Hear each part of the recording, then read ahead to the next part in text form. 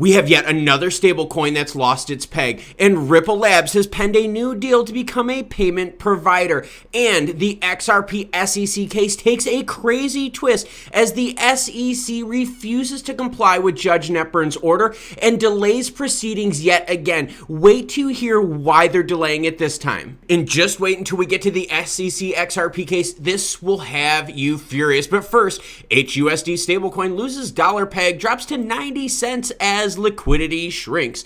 A stablecoin issued by Stable Universal has lost its peg to the US dollar, falling as low as 88 cents on Thursday. Yes, earlier today, I bring you the hot breaking news. The depegging event has also led to a reduction in the liquidity available for trading HUSD. The shrinking liquidity is likely due to traders exiting their positions. Yes, people are pulling cash out of the market and it is shrinking the available liquidity left on these stable coins. Now, as more people see the liquidity being pulled out, more people are going to pull out their liquidity. It just drops that whole stable coin down. A bunch of these stable coins that do not have proper backing will not make it through this crypto winter. I will keep you up to date as HUSD becomes now the latest stable coin to lose its peg as investors are running for the hills with their cash in hand. So we go from failure to success. Ripple launches crypto-based B2B payments in Brazil. Ooh, I just got the chills, everyone. US-based Ripple, a provider of enterprise blockchain and cryptocurrency solutions, has announced the launch of RippleNet's on-demand liquidity in Brazil in partnership with Travelex Bank. And remember, Ripple's on-demand liquidity product is up over 800% in the second quarter year over year. Travelex is registered and approved by the Central Bank of Brazil to operate exclusively in foreign exchange and utilizes ODL. Yes, the Brazilian Central Bank gives Ripple Labs XRP the thumbs up, while the US SEC gives Ripple Labs XRP the thumbs down. Keep those points in mind as we go through these stories. By using XRP, a digital asset created for payments, Ripple's ODL solution allows customers to send money across borders in a fast manner with comparatively low-cost settlement without the need for pre-funding. Ooh, so now we have Ripple Labs using the ODL product in Brazil, more usage of the native token XRP. And like I said, we already saw an 800% year-over-year increase in the crypto winter with ODL's usage. So now when we look at 2023, how big of a gain is this going to be? I don't know, it's going to be a big one because we have seen so many recent projects launched with Ripple Labs and especially the ones using XRP in ODL. And what I like about this product is what it does for the consumers. The company was looking to deliver a better customer experience to their partners who have limited capital to cover the costs of pre-funding, which was hindering their growth. Using ODL, Travelex will now deliver comparably faster settlement and access to liquidity 24/7, 365, helping partners them to better grow and scale their business. Ripple's ODL on-demand liquidity product is huge and it is growing faster than I think any of us could have thought. Now, the idea that this does not need to be pre-funded will open the opportunities for so many people and so many capital ventures out there because we don't have to have things pre-funded anymore. We don't have to put now an extra bundle of cash aside to make sure that these transactions go through funding-wise.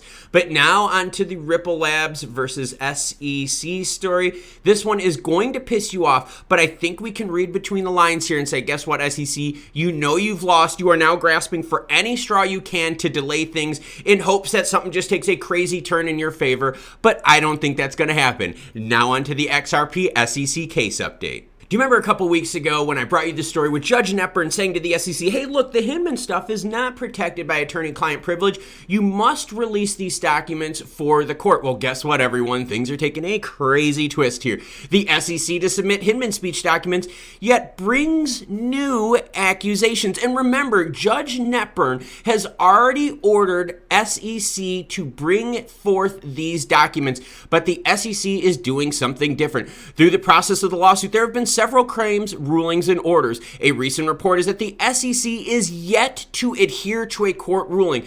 And if you want to know how crazy things can get when they're delayed court-wise, just this Hinman part here of the case has taken several months to go through, and we're still not done with it yet. That's one point that the SEC has been able to drag out for over several months. Judge Netburn ordered the commission to surrender the documents bearing Hinman's speech of 2018, but unfolding events indicate that the U.S. SEC is not ready to release the documents, and wait until you hear why they don't want to release the documents. Now, this whole Hinman thing has been going on already for months, which further proves that if the SEC wants to, they could delay this court hearing easily until 2023. There has been pressuring demand from Ripple and defendants for the SEC to release the Hinman speech documents going into the lawsuit. However, the commission filed its response that objects to the court order to release Hinman's speech. And if you've ever wondered why distrust in government entities is rising, well, this next segment will prove it for you. It stated that Judge Netburn, the one that provided the ruling for this,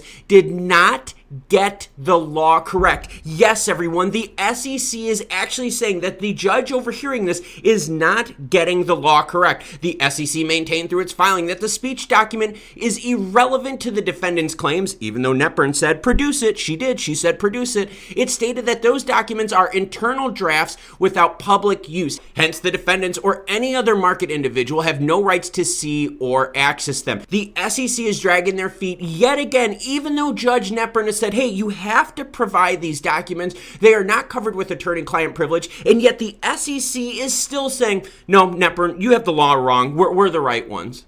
So Judge Netburn says, SEC provide the documents, and the SEC goes, Judge, you don't even know the law. What are you talking about? I cannot believe that the SEC is doing this. This shows me that the SEC knows they have lost, and all they're doing is dragging their feet, hoping that Ripple Labs messes up with some sort of proceeding, some sort of procedure that will then sway things over to the side of the SEC, but I don't see that happening. Right now, this is putting such a black eye on the SEC, delaying even though the judge has ruled they have to provide the documents, and yet they still don't want to do it. Going as far as even saying to the judge, you don't know the law. Come on, SEC, this is horrible. We also have another stablecoin depegging, as yet the cash crunch in the crypto world is still continuing, and people are removing their funds from crypto and transferring it into fiat. We also have Ripple Labs penning another partnership which uses ODL, which uses native token XRP. So as the SEC drags their feet, we can give that whole crew a good year number one. But guess what? Ripple fights back and says, screw you guys. We're going to use ODL and help out a new payment corridor in Brazil.